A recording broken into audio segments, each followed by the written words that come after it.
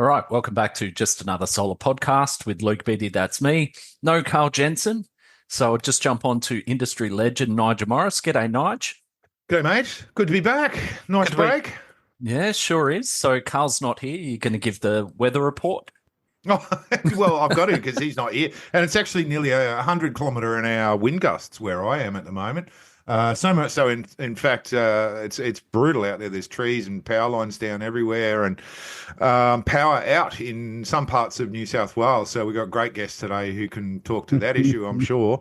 The choppers just flew over my place chasing four kite surfers who apparently got blown from Maroubra to Newport. So they just plucked them out of the water out the back in the last half an hour. So it's pretty wild up here.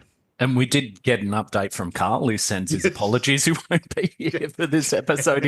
Carl's in Thailand at the moment for a music festival. They left their passport somewhere, and he's got an hour and a half trip in a tuk-tuk with loud music. So we just said, it's okay, Carl, you can sit out this one. So g'day, Carl. G'day, Carl.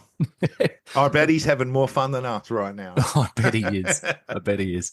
And the amazing Jess McPherson. G'day, Jess. Hello. Not as windy down here in Adelaide, just nice and sunny and calm. How was your break? Oh, bloody amazing. Got ducked off to Sydney and saw Hamilton and heaps and heaps of time at the beach. Couldn't ask for much more, honestly. Yeah, nice. And then you come back for a week or two and back into the slog. For sure. Back into the frying pan, for sure. Yeah. Jeez, Solar coaster. It was my first week back. Was it as hard for you as it was for me?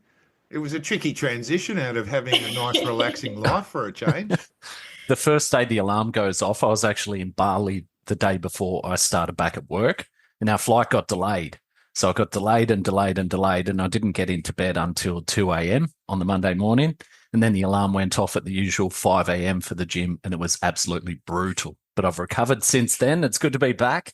There seems to be a little bit of optimism out there. A lot of people saying that, they're hoping for a much better year and people have their tails up. Yeah, I certainly from our perspective, we had a very strong start to January, which is unusual.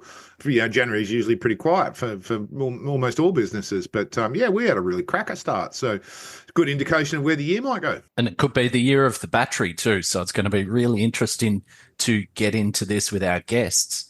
Now, one of the things that might push batteries is the reduction in feed-in tariffs. Jess, what's going on? Yeah, well, I mean, it's the way it's been traveling for a while now, right? But I think it's Victoria only, I believe, but it's the minimum feed-in tariff has dropped down from 3 cents to it's like 0.04 cents or something like that now. So aside from if your retailer's feeling competitive, there's not a lot in it for selling back to the grid. And I mean, it's to a point where people don't think too much of their feed-in tariff anyway, but I think it just really pushes the equation for battery and how viable it really is.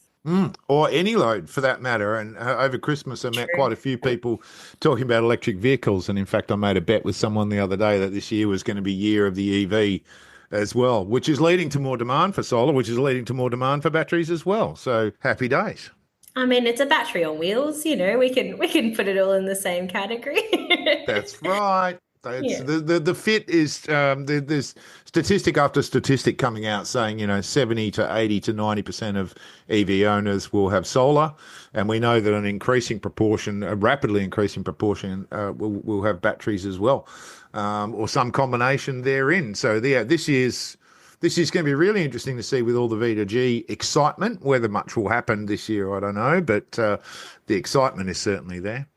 And Nigel, you were talking about, before we started the show, some really interesting numbers around solar generation as a percentage of the whole pie. Yeah, the great story on the ABC recently, just sort of summing up the amazing trajectory of solar and how it's exceeded all forecasts by a mile. And in fact, the graphics are amazing because they got all these really cool global graphics, and they show the growth of solar and the trajectory of solar over time, and the fact that China put in more solar in 23 than the rest of the world combined, which we've heard over and over again. Of course, India was going gangbusters. We talked about some of the records for large solar farms that are going in at a rate or not. So the point that was being made by it is that we went from 0.5% to 5% of all global energy coming from solar in the space of, a very short period of time. And it's going to take about the same time to go as it did from 0.5% to 5% to go from 5% to 80%. I know. And, we're already at 12%. They reckon we'll be at 24, 25% in 5 or 6 years, 50%-ish within a decade. So the point that they're all making is that the revolution is well underway, and we really are on track for 50% plus in the near future. So, it's wild. It's wild. Well, the interesting figure I saw there was that it took 68 years of PV to get to 1 terawatt of global install. Yep. And then the second terawatt, we're now at 2 terawatts worth of capacity, took 2 years.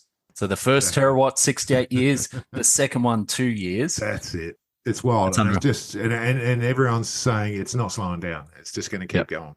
And tell me, Nigel, what's the latest update on the Vic backstop? There's still a lot of chatter online and a lot of people complaining about it. What's happening there? Yeah, look, I mean, we're in the thick of it, of course, down there doing tons of jobs in Victoria and trying to work our way through the backstop. It is progressing. The systems are going in, systems are working, systems are passing tests. There's no doubt about that whatsoever.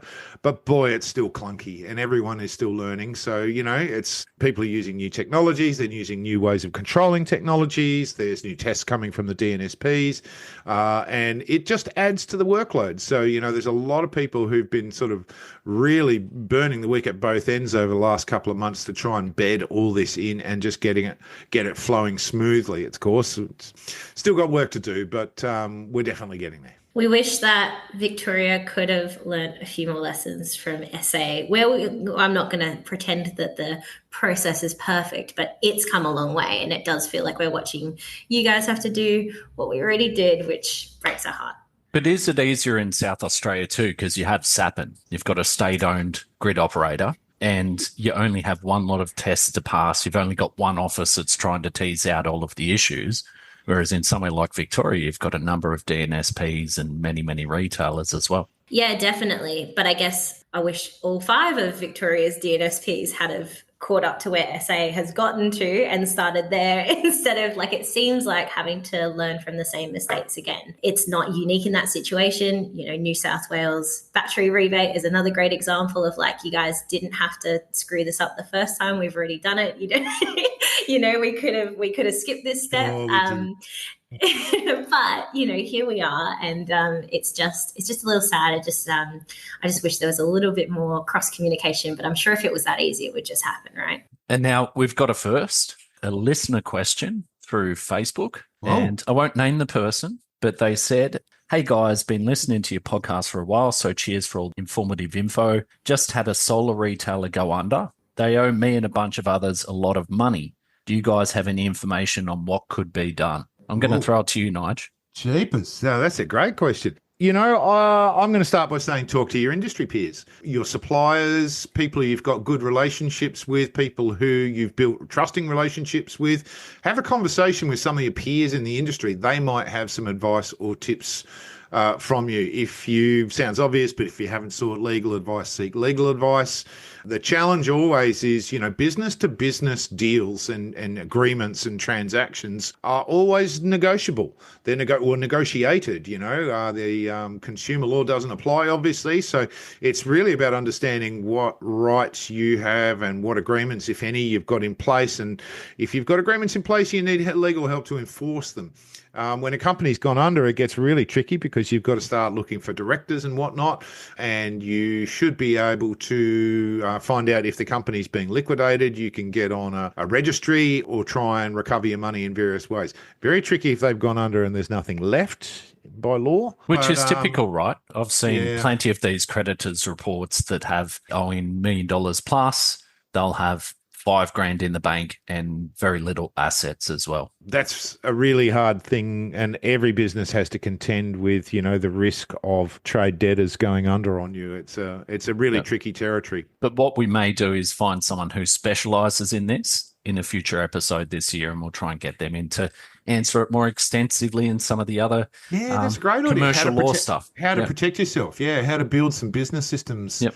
in place so that you can protect yourself a little bit. And warning signs. That was one lesson I learned along the way was, there are often warning signs and, paying attention to that stuff and having business systems that you can keep an eye on to track the signals that something might be about to happen. You can do a lot there too. Yep. Our guests have been waiting patiently. So we've got two of them today from Energy Renaissance. We have the founder and MD, Brian Craighead, and we also have the sales director, Ben Bishop, who's known to many of you. So welcome to the podcast, guys.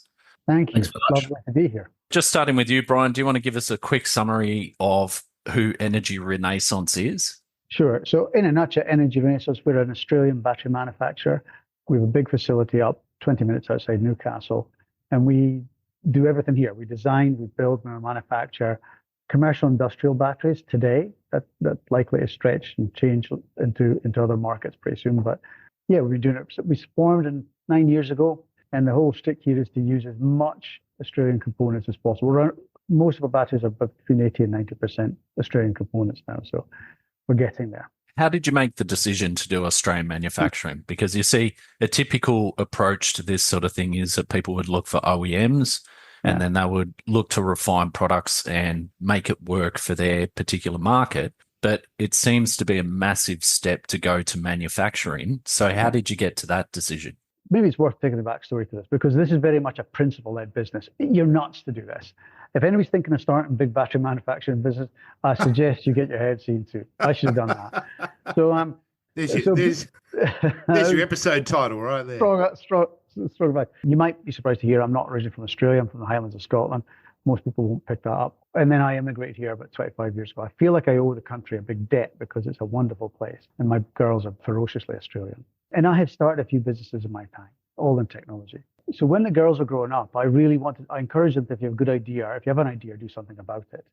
So the story of Energy Renaissance goes back to, I guess, 10 years ago when we had politicians laughing about climate change, bringing coal into Parliament, and chuckling at the rise of, South Pacific Islands about how funny it was.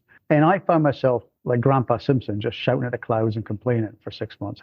I didn't quite know what to do. I was lucky in that I know some folks that worked in big engineering companies. I asked the power engineers, we fed them beer and pizzas. Legend is one night. It took a couple of weeks, really. And they said, there's no question, solar, wind. It's good. It's only going to get better.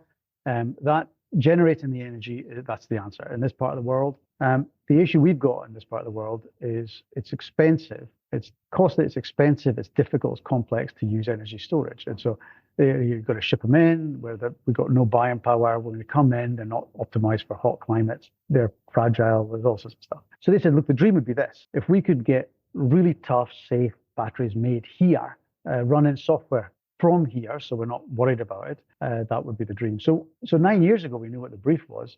It just turns out that's quite complicated. So we spent a couple of years, like everybody else, thinking there's no way this is viable. People are too expensive, costs are too much. But we eventually ran out of reasons not to do it. And part of the reason for that was when we first set out, we wanted to make a difference. And so really that meant we got to embrace more than anything the Australian part of this. Use Australian components, Australian people, Australian software, Australian ingenuity. And if that cost us more and if it took more time, it doesn't matter because ultimately that's what business is meant to be about. How hard is it to find Australian components though? Well, actually, I'll tell you the funny thing with this is that it's a very boring answer I'm going to give you. The vast majority of it is boring stuff. It's metal and insulation, it's plastics and wiring harnesses. And it's immediately goes to the cells and electrochemistry. That's actually not that hard. It's actually all the other bits that take a while. We must have went through, I don't know how many iterations of the product design. We work hand in glove with CSIRO. And part of it was finding a design that not just met what we wanted, but also the components we delivered locally. So honestly, it's expensive, takes a long time, expensive journey. But where we're at now, it's fantastic because we don't have to send millions of dollars overseas and wait 6 months for containers to arrive and hope they arrive. We use local suppliers, which means we need less money and we can buy and trade and they can adjust as we go. So it's actually, in the long term, good business sense to use local supply. It just, you can't give up. You've got to you kiss a lot of frogs before you find your prince in that space. And so we just did a lot of frog kissing. So, Brian, you guys are literally, sourcing the raw elements then and the raw materials and building pouch cells or cylindrical cells. No. So the only thing left. Sorry, Nigel. So our grand mission, the whole reason we exist, isn't to build batteries. There's two parts to this story. So the big vision we have is to take Australian minerals and turn them into cells, and turn the cells into batteries, and then export, not import. We want to reverse the tide. We're the only country in the world that has everything within its borders to do this. So we want to make this. We spent 100 years selling the wool and buyback jumpers. We want to be in the jumpers business. The way we found it, though, Nigel, is that the economics of cell manufacturing is a horrible business. It's low margin. We'll never have competition at scale here. You would do it for strategic reasons, security of supply reasons. Nobody's going to fund cell manufacturing, so we'll fund it. And the way to do that is to split it in two. So first, build the batteries with everything Australian apart from the cells. You've got to import the cells. And then once you sell enough batteries, our mission is to get to a big enough point. If we start selling enough, and the answer is about 600 megawatt hours a year, at round about that volume, it makes sense for us to go back to cell manufacturing.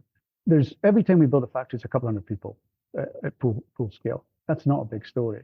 If we can get big enough that we're selling enough batteries, if we can convince enough people to stop importing from China and buy our batteries, then we get to a certain size and we can then have cell manufacturing made locally. And there's 60,000 Australian jobs there. So the game changer for the country is to get there. And so we see energy resources as the catalyst for that. We're not the story. The story is the country needs a catalyst to make it happen.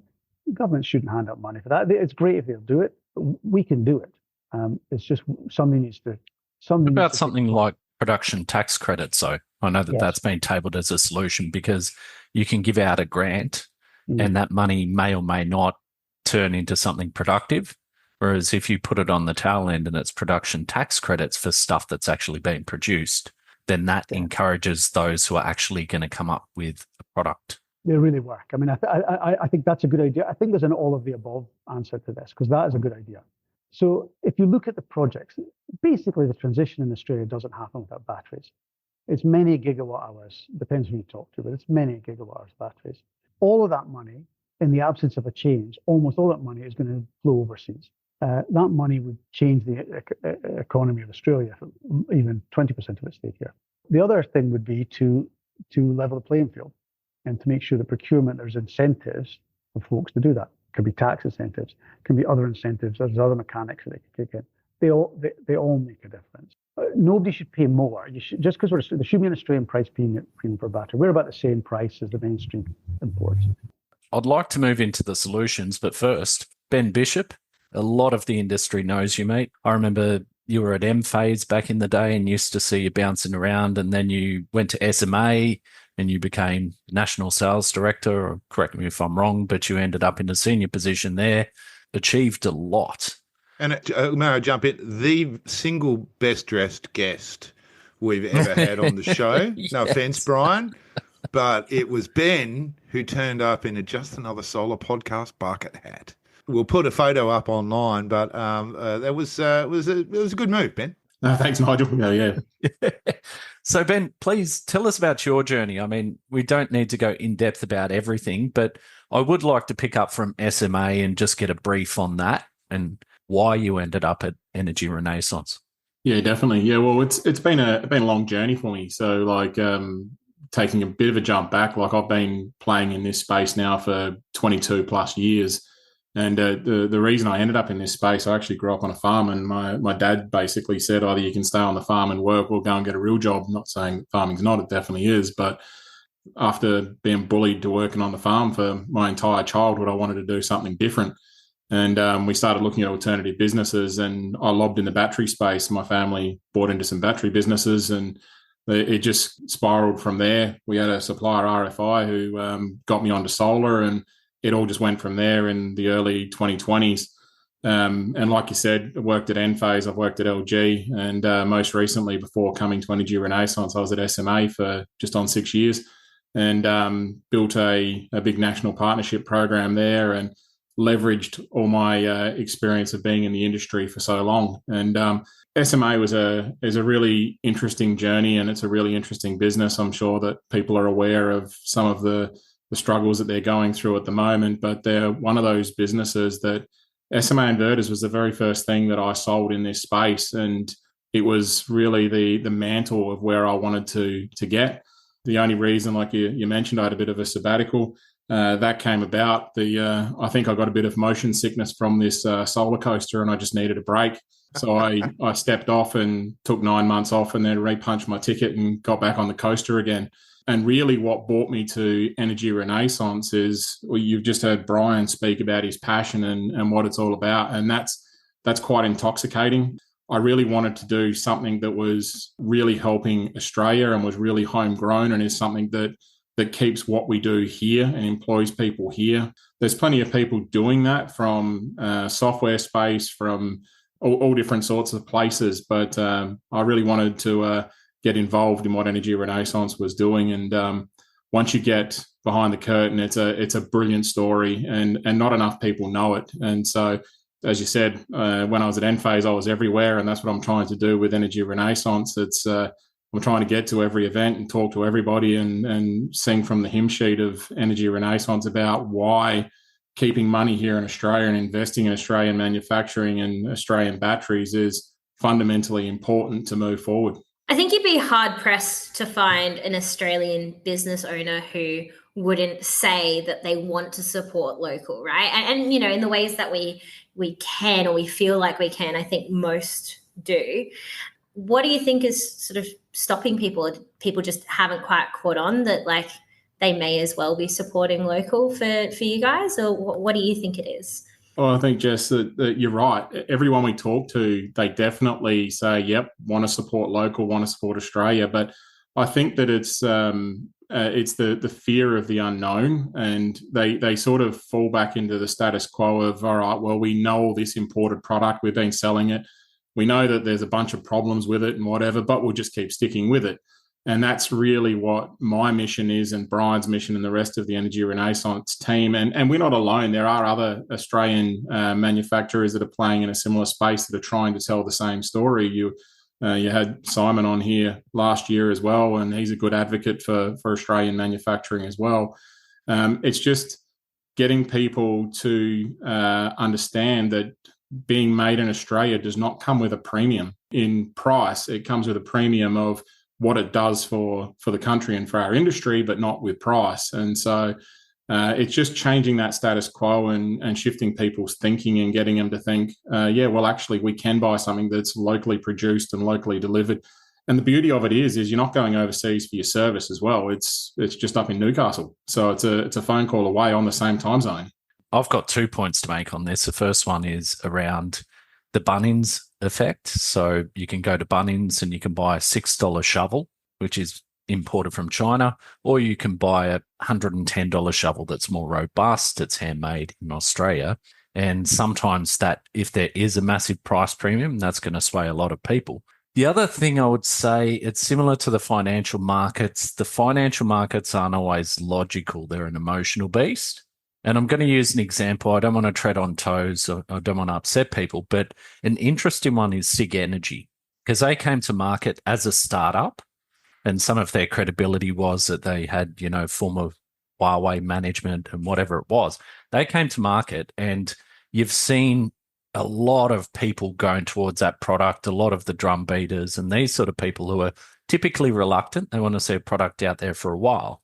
But whatever they've done in their marketing and what they've brought to market, they've done a sensational job.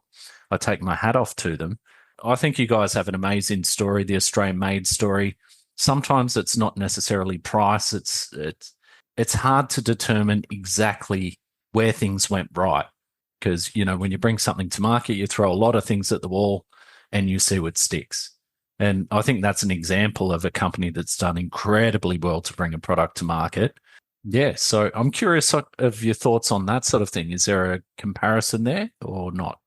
It's really an interesting one, Luke, because it is a bit of an enigma to me. When I took my break at the beginning of last year, if someone said SIG Energy, it would be, who's SIG Energy? And by the time I got back from Europe in June, my entire news feed and LinkedIn and everything was absolutely flooded with them. So hats off to Will for what he's been able to achieve with such a small team. But I really can't put my finger on what has driven their success other than getting the recipe right. They're unique in their space that they play in, and I think that there's other players in other spaces that are doing equally as good things, but don't have the volume. So, or should I say not the volume, but the quantity of sales. So when you're playing in our space, we're probably doing as many megawatt hours of product, but just not as many installations because our installations are larger. So volume speaks volume speaks volume. So give us an example of some of those projects. What do they look like? A lot of our projects to date have been very fringe of grid stuff, and we've got surprisingly a very large influence into the agricultural space. So where there's demands for whether it be fringe of grid pumping systems, so we've been doing a lot of center point irrigation and so forth, and a lot of agricultural space work, but recently, because we play in the larger space as well, we now play in the FCAS space as well. So that's becoming a really big buzz topic for what we're doing. And we're certified across the spectrum of the FCAS response requirements. And that's all come about towards the tail end of last year. So that's really starting to drive momentum as well. But we're also seeing a lot of smaller community project demand for batteries as well. So we're speaking to a lot of regional councils and a lot of shopping centres and so forth, where they're only looking for 30 kilowatts of PV and 70 kilowatt hours of batteries, which is really it's almost a very large residential system or a very small commercial system, and they're looking for solutions that are drop and operable. So that's the space where we're really starting to come into our own.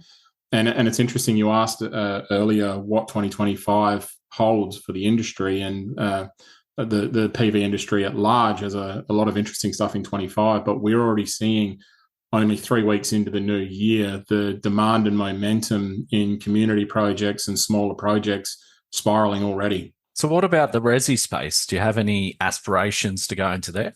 The short answer is yes.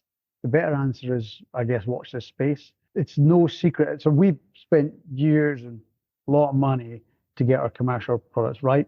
It's perfectly logical that we would now deliver that into the resi space. There's a couple of things we've done. Our batteries, we call them defense grade batteries. In fact, we have some of our smaller systems are in the US right now.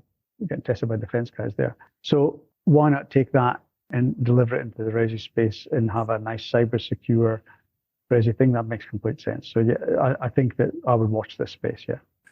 The product would ultimately hinge off the back of the multi-million dollars of investment we've already put into it. So the product logically will look different from a visual perspective, obviously, because the commercial is a different solution. But at the end of the day, the heart and soul of what Energy Renaissance is what would be in anything that we deliver to the market, and it'll be outstanding.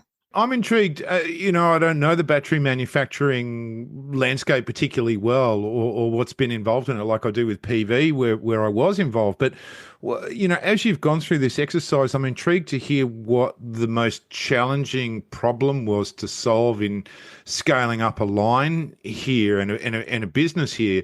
Is it about supply chain? Is it about, in the early days of solar, it was about getting manufacturing equipment? You couldn't buy the equipment to build a line. These days, especially, hearing you talk about FCAS and thinking about consumers, a huge part of it is about software. Of course, you've got boards and BMSs and EMSs and all the architecture there, the electronic architecture that you need to pull it together, and some housings and various other things. But what was the hardest problem to solve here in Australia in terms of actually building out a battery? I think there's three things. First of all, strategically, no matter how big we get, we're going to be small. So we'll always be smaller than everybody we're competing against. And so if you can't be big, you better be fast. Every boxer knows that. So for us to keep nimble on our feet, strategically, we have to own everything. So every line of code is ours. Every design is ours. Everything is ours. And that's not to build value in a business. That is because we can move much faster. The market changes, we can move faster. It makes complete sense. The second thing was to make sure that we're using local supply, because it's ultimately at scale better for working capital. You can manage your working capital better, and you can move with the market. Those two things make complete sense, and those two things cost a lot of money and time because everything's easier. It's much easier to ship something in and rebadge it and call it Australian. I know there's an easier way to make money, but in the long term, you have to do that. So here's a rub. In the early days, we're trying to make a difference to the country, and so we figured we'd get some support. There were 89 venture capital companies and family trusts and various other private equity businesses we talked to in the early days, and zero had a mandate to fund manufacturing of this type of advanced material. Literally zero. And so some people loved this. Some people didn't like us at all and asked us never to return. But some people liked the idea, but they couldn't invest because Australia's lost the appetite for it, had a lost after it. And we kept meeting people that thought manufacturing was like the Holden factories in the 80s, and it was noisy and unions are shouting again. It's all a bit messy and noisy and ugly, and it's not subsidized. So folks hadn't moved with the times. In answer to your question, Nigel, the issue was this required a lot of bravery because we needed to believe that we were right. In the long term, it's right to use Australian stuff, and it's right to own everything. So that, and particularly invest in the software and technology part of it. But that just meant we had to pour money into it and trust that we ultimately, once the product got to a certain quality, we could sell it. It definitely wouldn't make good reading as an investment deck in 2015 and 16, because this was very much led by blind trust and ignorance. Ignorance is my friend. What I didn't know hid me from how complicated it is. But we land in the right place. There's no shortcuts to this stuff. I want to throw one in there because we've heard about you guys. I've heard about you guys on and off for a little bit now. You're obviously ramping things up and you're, building out your profile and all those kinds of things.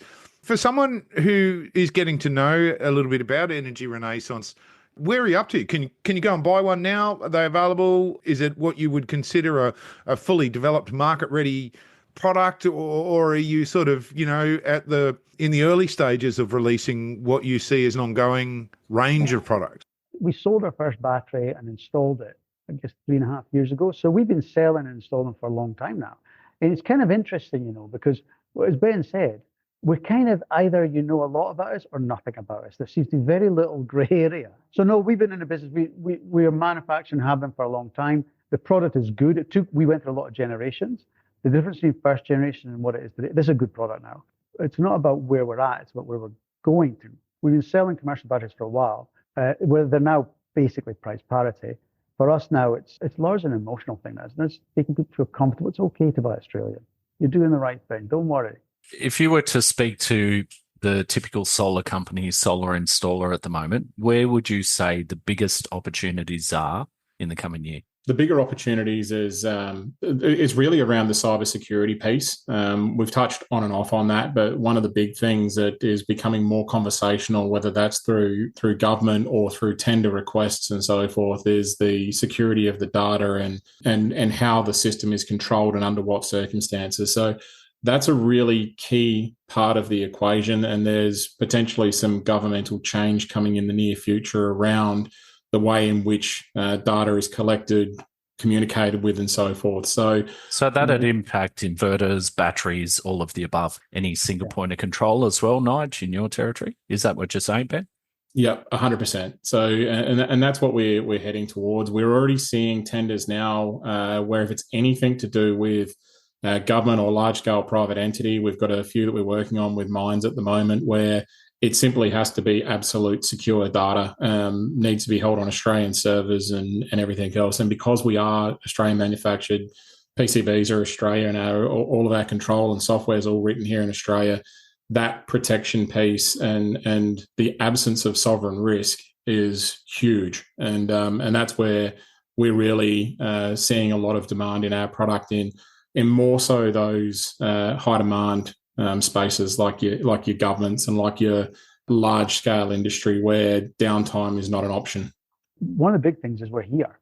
You can come and meet the people that write the software. They're your neighbors. They go to the same club as everybody else. You can come and see the batteries we made. In fact, some folks come up, we do factory acceptance testing, and people come up and watch it. There's a great comfort in knowing that it's not some black box and you're sure that everything's in there is right. And that seems to be, maybe you're right. You guys started by saying there's a wind behind us for 2025. I think there's an energy and a momentum. I think you're right, and we see it as well with what's important to people. I wonder if, as the conversation of how financially viable battery is, I think in the last couple of years especially has really come around. All the people who've been saying the old news that it just doesn't work, the numbers won't work out, and I think they've been proven wrong enough times that conversation is pretty well put to bed. And so now it becomes, is there some wriggle room in this for us to get something that's a little bit better? That, even just the app looks a little bit better. The information can go on a dashboard we can put in our office. Like these sorts of conversations, it's kind of that value proposition instead of the pinching pennies to hope that the ROI looks nice. I'm optimistic with you guys that we can be looking that way. I think there's a fundamental change here. Now, the consumers of energy are becoming prosumers. So now the producers of energy. And that means they pay more attention. Our relationship to energy used to be walk in a room, flick a switch, and something happens. I don't know what, but now I've got light. But now I'm generating. They pay a lot more attention to it. It's a more personal thing for them. You guys know, being in the solar industry, look at the journey, emotional journey people go through when they get solar. It's lovely. They tell their friends about it now, but they pay more attention. They know about energy. They know when to turn something on, what it takes. So prosumers are a very different mindset. They're part of the solution now. We're used to the grids are frenemy. The utilities like to sell us power, but they don't want to buy it back. And so we have an interesting relationship. Now we start becoming part of the solution. And so I think what happens is that spreads. The reason, Nigel, for your remarkable sort of uptake, it's very familiar ground. We look at anything that's a fundamental change in the way to do a discontinuity. It's slow, quick. And we're in the quick phase now. Because who do you know that doesn't want solar and battery? Who do you know that doesn't want independence of the grid, doesn't want to lower the costs, can take control? I don't know anybody who doesn't want that. Well, I know some people, but they're all politicians. So I think, we're in a good place here. I'm intrigued. We talk a lot about market forecasts, and we had a great guest just towards the end of last year where we talked about where the year was going to land in terms of volumes. We always measure it in terms of PV though, or traditionally. Most people have talked about the expectations for 2025 being similar to last year, maybe a little bit more buoyant, but we've got an election in the middle of that, and that can cause a lot of disruption. What we don't talk about specifically a lot is what is going on in that large scale segment of the market, the C&I market. We're seeing increased attachment rates of batteries in the residential market. I think, this year could be a good year. We might get a bit more than we did last year. I don't think it's going to double or triple or quadruple, but it's going to be a good, strong year. Jess is giving me hand signals, so she might know something that I don't. But there's a bit of excitement there, Nigel. There's a buzz. It's going up, man. I'm manifesting it. It's going up. It's going to double for sure. Well, as Brian said, everyone wants one, right? Everyone wants one. It's just a matter of is the time right? So we'll get there in consumer land. But what I'm getting at is, in the large-scale space, I've got no sense of whether you guys think the market is just going to grow at a nice, healthy clip, or whether it's going to go berserk this year and triple in size. Where do you see that C&I battery space this year? Definitely growing exponentially. The utility space, we don't play in that, and that will do its own thing, and it does what it does. But the commercial space is the only thing that is curtailing the absolute growth of the commercial space is the time that it takes to make a decision with some of these stakeholders. We're talking a lot bigger amounts of money. I know that at the tail end of last year, the attachment rate on residential batteries was something in the vicinity of 21-22% of all PV installations. So it's a healthy number. The commercial attachment rate is significantly less than that. And the part of that is because of the complexity of talking about a commercial battery with a commercial PV system. It's you go from 100K of PV to now you're talking a 350K system with a battery and have to try to justify the ROI. That conversation is being eased by tools in the market to help demonstrate ROI on commercial batteries. And the more au fait the industry comes with these tools, the easier it's going to be to sell commercial batteries into commercial PV installations at the point of sale, as opposed to retrospect. But there will be a huge amount of retrospect, which is what we're seeing at the moment. Yeah, it's a very promising looking 2025, and a lot of what has been worked on in 23 and 24 is coming to fruition in 25. And like I said, we're only a couple of weeks into this new year, and the amount of new opportunities that are coming across the table are huge. So from my perspective, from a commercial battery space, it's very exciting. I think that's right. You know what? I'm so old now. I'm older than everybody all the time, but I feel like I've seen this play out. So we're now in the exponential phase. The thing with exponential growth is we've talked about a few times. By that point, if you're waiting for proof, you're already behind. So if folks look at last year's numbers, exponential growth is a tricky thing because it kicks in early. We're all seeing it. There's a Darwinism thing. And Darwinism, it's kind of like an exponential uptake. You've got to adapt, adopt, or you get left behind. And so my advice to anybody that's in the resi solar space, particularly in solars, the small CNI, there's a gray area now. That if we were to get into the resi, the biggest five, there'd be sort of a Venn overlap between the biggest of our ones and the smallest of our CNI. There's a real gray area now. One of our sort of racks is equivalent maybe 3 or 4 or 5 residentials. Oftentimes now, those small CNI look an awful lot like a big home, some McMansion. There's a lot of money there to be made. And they have a different requirement, different client base. I would encourage folks to look at that small CNI because that's a high growth area. We deliberately entered 3 layers: resi, utility, and small CNI. When we entered, CNI was the smallest of the 3. It's also the fastest growing of the 3. They say that no matter what a politician's talking about, he's talking about money. It's true of Scottish people as well.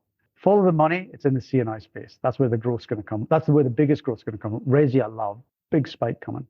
And I'm just going to add a footnote there that as a driver for people to go batteries, I think climate change is in there. I know that goes hand in hand with energy security, but we've seen the tragic fires over there in LA, which is quite an advanced place. You just wonder how many people there with climate change and worse events coming. There were hundreds of thousands of people without power for days. Energy security is a thing. We see load shedding in Australia, but we've seen some tragic events here in Australia too, from bushfires and that sort of thing. But, we're already at 1.5 degrees above pre-industrial levels, which is what we're trying to reduce. That was the whole idea of having COP meetings and agreements and so forth. We're pretty much sitting in the worst case scenarios of how they projected it 20 years ago. Having batteries as energy security is absolutely a driver. That's not scaring people. That's actually, once upon a time, people were saying, if you're telling them that you've got to be worried about the grid going down, you'd say that, no, that's not the case. But if you're someone in the Adelaide Hills or the Dandenongs or somewhere like that, it's actually a thing. When there's a fire in the area, they will cut the power off. And if you don't have backup power gen sets that are going to power your water pumps and your lights and all the rest of it, then potentially it's days, potentially it's weeks. It's going to be terrible. Yeah. I was so sure your little footnote was that Nigel was a bit older than Brian, but oh wow, wow. I'd also add, Luke, your footnote's a really poignant one because I actually live in the Adelaide Hills or on the end of the Adelaide Hills, and we've had so I've got PV and battery here, and we've had over a dozen examples of load shedding as a result of high risk days.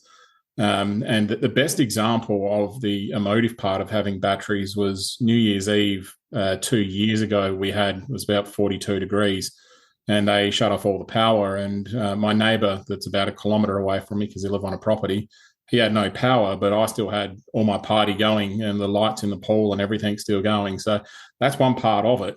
But the whole shedding from potential risk is a big piece of it. And we've had not a single occurrence in the last 3 years where we've not had power, but we've had over 60 examples of the grid going down and other things. So as a result, all of my neighbours around me now all have batteries.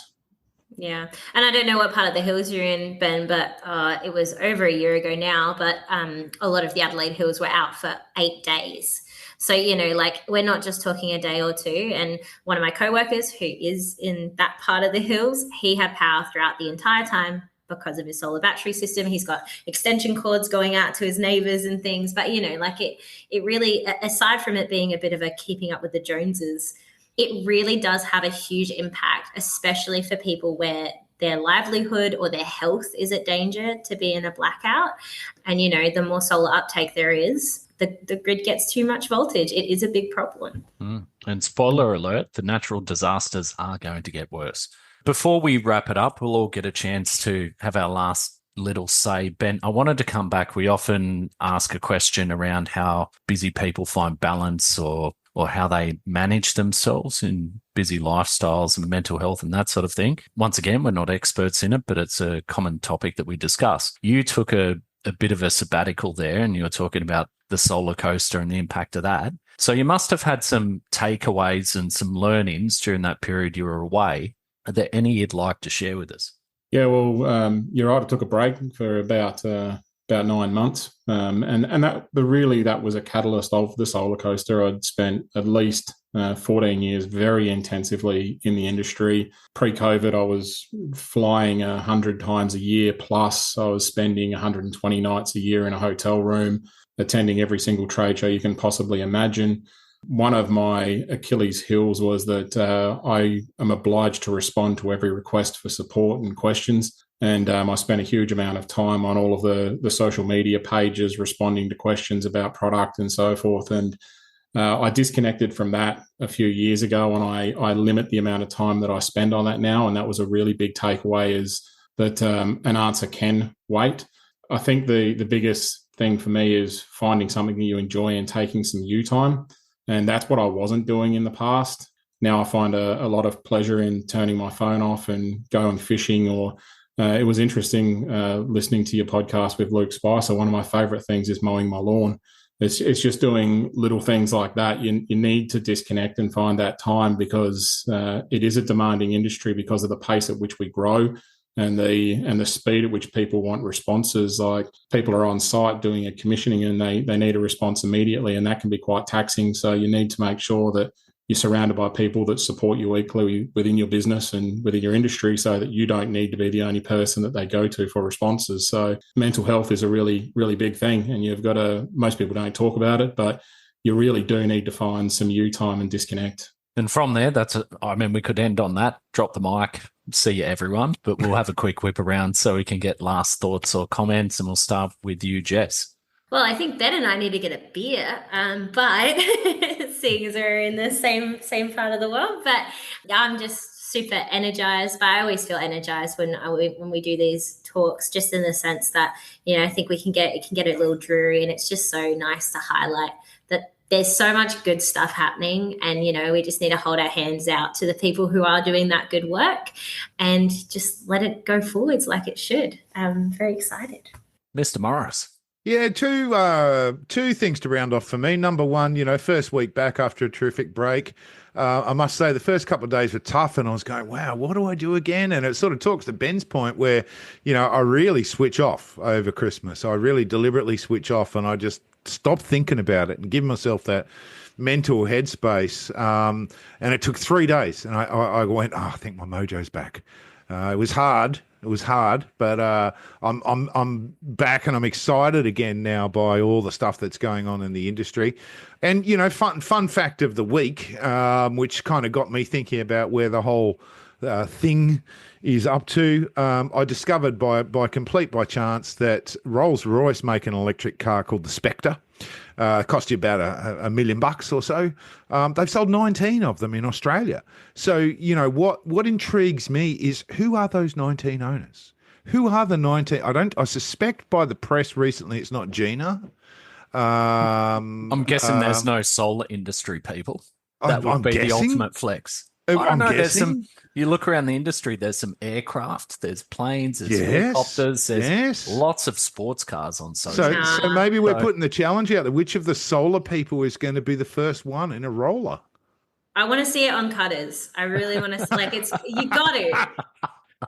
We've got to see if Longy's got room somewhere on his body for the big R. For the big R, hey? After the iStore tattoo, I think that was the last bit of real estate he had left. Brian Craighead and Ben Bishop from Energy Renaissance. It's been great to chat to you guys. I'm sure we could have unpacked a whole lot more. We've just touched on some topics, but our listeners can check you guys out. We'll obviously see you guys around the shows. Thanks for coming on. And I just want to get your last thoughts as well. I'll start with you, Ben. My last thoughts is we're all in this industry for a reason. We're all that catalyst for change. So in my instance, my catalyst for change is changing to an Australian product. So follow suit. Short and sharp. And Brian? Well, I like to talk to solar guys. You guys have been in it much longer than me. And I guess what we're talking about here, it's not just energy. We're talking about something bigger. This is about empowerment. What you're doing, whenever you install solar, I feel you're empowering people, giving them back control of what's important. For me, this is not just an industry. This is a legacy. This is a legacy of the planet. So very rarely, I could tell you, this is the best thing I've ever done in my life. Hardest and best thing. What a wonderful thing that we show up to work in an industry that's making that level of change. That's not usual. That is not normal. So start the year knowing you're doing great things. We're on the right side here. Keep fighting. Well said, Brian. So thanks again, guys, for coming on. And thanks to you listeners. Great to be back for the new year. My challenge to you is to share this around to someone that you might work with or a friend in the industry who might get benefit. There's always a push to do CPD stuff and to improve ourselves. Podcasts are probably the easiest way to do it. People can listen to them on the road. People can listen to them on the job. We do cover off a lot of topics. We always invite some suggestions, both for guests and for topics that we can cover that's relevant to you. If you're listening to this, we're here in the trenches with you. We're in the same industry. We're looking at the same things, maybe from different directions. We really invite you guys to jump in and help us direct where this podcast goes. Catch you next time.